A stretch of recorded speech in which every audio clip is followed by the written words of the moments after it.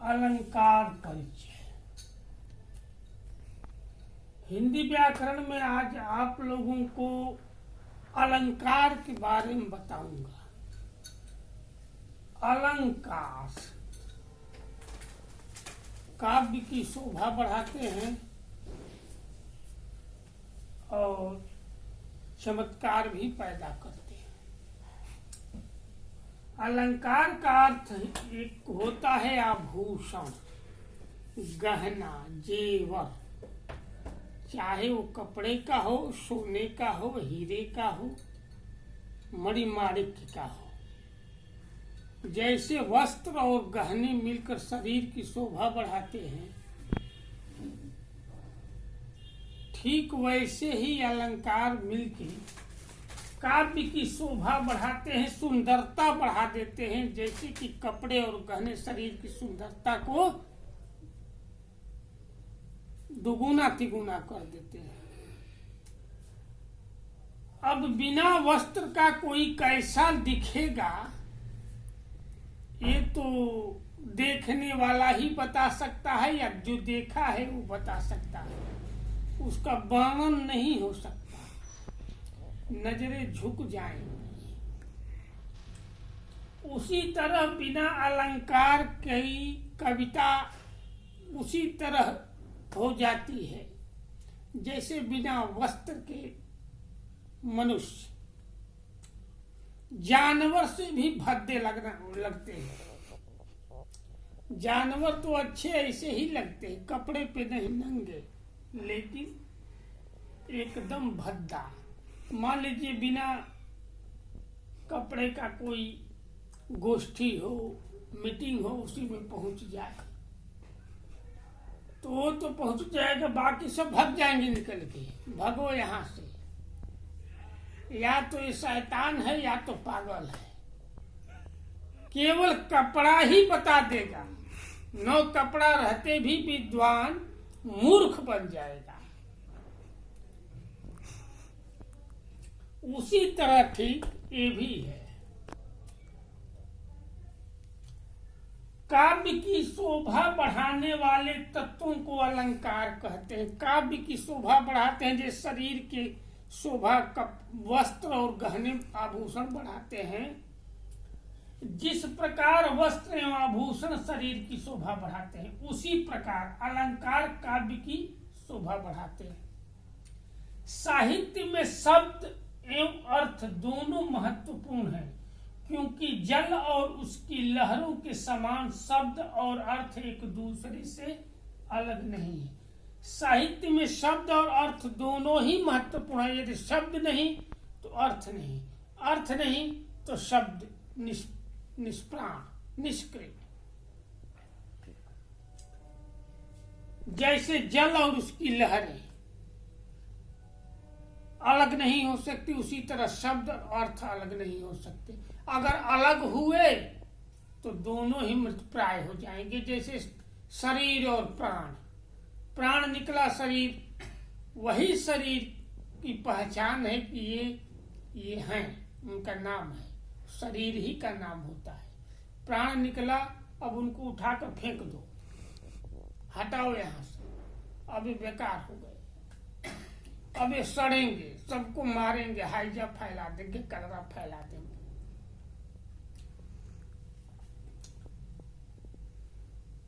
अलंकार कुछ अलंकार शब्दों में चमत्कार पर आधारित होते हैं, कुछ शब्दों में चमत्कार पैदा करते हैं। जैसे इंद्रजालीय होते हैं, मनुष्य ही होते हैं। जैसे इंद्रजालीय अर्थात क्या करते हैं, जो डमरू बजाते हैं और कला दिखाते हैं, पैसा बना देंगे, कबूतर उड़ा देंगे। ठीक उसी तरह इसमें भी चमत्कार होता है, आधारित होते हैं। और कुछ अर्थों पे आधारित होते हैं, जो शब्दों पे आधारित होते हैं, जिनकी नींव शब्द है, उन्हें शब्दालंकार कहते हैं। जो अर्थ पे अलंकार होते हैं वो अर्थालंकार होते हैं। शब्दालंकार केवल शब्दों के चमत्कारिक प्रयोग तक ही सीमित रहते हैं। शब्दों में अगर चमत्कार नहीं तो शब्दालंकार बेकार। कुछ मजा नहीं है। जैसे बिना नमक की दाल पीजिए, उसी तरह।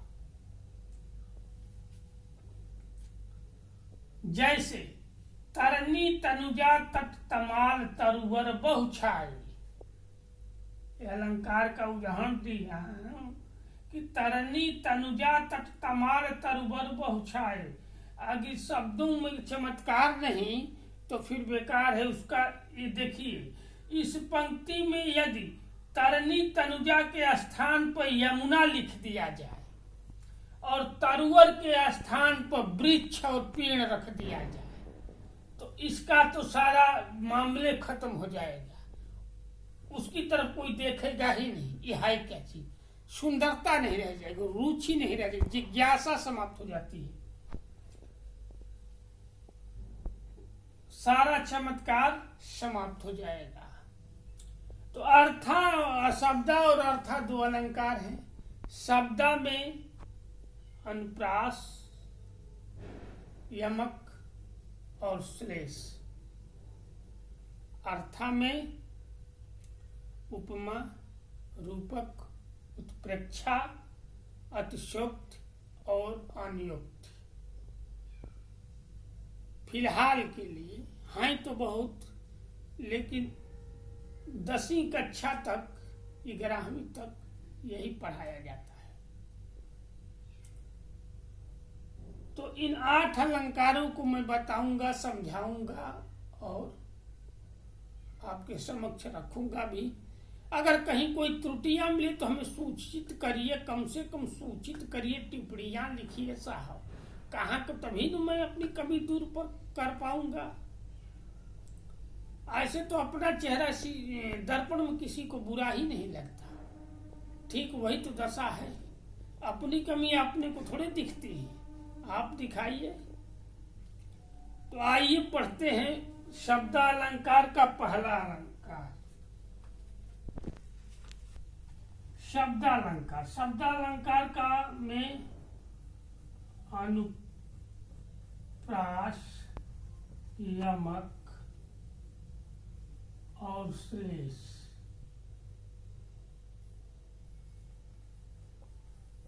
श्लेष 2 3। आइए अब पहला पढ़ते हैं, अनुप्रास। अनुप्रास, आप देखिए यहाँ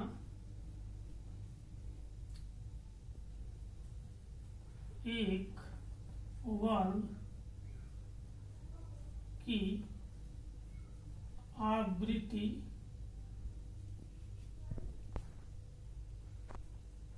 एक से अधिक बार हो और सामान्य वहाँ, जैसे 4 चंद्र की चंचल किरणी। जहाँ एक वर्ण की आवृत्ति एक बार से अधिक हो वहां अनुप्रास अलंकार होता है। वर्ण शब्द नहीं, वर्ण। 4 चंद्र की चंचल किरणें, देखिए च च च च, 4 बार च वर्ण की आया है इसमें, यानी एक बार से अधिक आया, आवृत्ति माने आना। तो ये हुआ अनुप्रास, 4 चंद्र की चंचल किरणें, च च च च। फिर मान लीजिए तनु तनतीय तनय धाम धन धरनी, तन तीय तनय धाम धन धरनी। अब देखिए त त त, ध ध ध, 3 बार ध वर्ण आया है, ये अनुप्रास होगा, क्योंकि एक बार से अधिक तो आया है और एक बार से अधिक ध भी आया है, 3 बार आया है। तो इसको कहते हैं अनुप्रास। अनुप्रास का अर्थ ही है बार बार आना। तो ये अनुप्रास का उदाहरण है। जहां भी ऐसे आए तुरंत उसको पकड़िए, फटाक से पकड़ लीजिए कि ये तो अनुप्रास है, एक ही वर्ण एक बार से अधिक इसमें डाल दिया, अब इसको जाने नहीं देंगे। पकड़ लीजिएगा कस के, भ्रम में न रहिएगा कि छ छ छ त त ध ध ध, तुरंत पकड़िए और कहिए कि अनुप्रास है। तो ये है अलंकार। अगला अलंकार पढ़ेंगे अगले भाग में। समय कम है, पढ़ाना ज्यादा है, कम चीजें महत्वपूर्ण होती हैं, उत्सुकता बनी रहती है। एक ही बार इतना भोजन दे दीजिए तो खाएगा ही कोई नहीं, थोड़ा थोड़ा देंगे तो पूरे दिन चलेगा आराम से। इसीलिए थोड़ा पढ़ाते हैं कि इसका महत्व बना रहे। तब तक के लिए विदा।